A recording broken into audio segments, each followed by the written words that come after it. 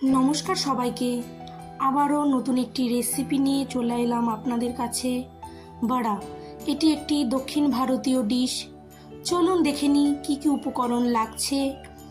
আমি এখানে 1 বাটি কাঁচা বাদাম নিয়েছি 1 বাটি বিউলির ডাল। কাঁচা বাদাম এবং বিউলির ডাল দুটোকেই আমি 4 ঘন্টা ভিজিয়ে রেখেছি।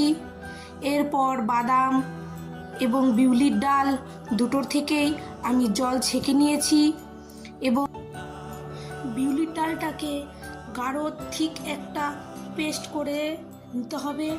এখানে মিক্সিং জারে নিয়েছি কাঁচা বাদাম, নিয়েছি 3টে কাঁচা লঙ্কা এবং কিছুটা ধনেপাতা। এই সবগুলোকে একসঙ্গে পেস্ট করে নিতে হবে। এটি আমরা চাটনি তৈরি করছি। দেখুন, ঠিক এরকম একটা পেস্ট তৈরি করে নিতে হবে।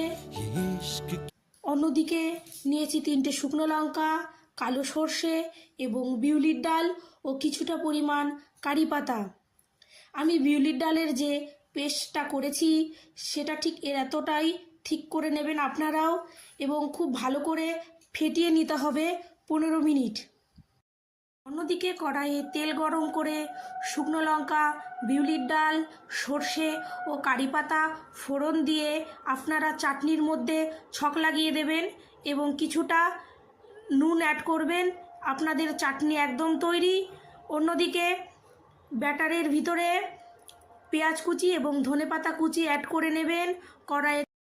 কড়াইয়ে তেল গরম করে তার মধ্যে বড়ার ব্যাটারটা ঠিক ডোনাটের মতো শেপ করে আপনারা ভেজে তুলে নেবেন।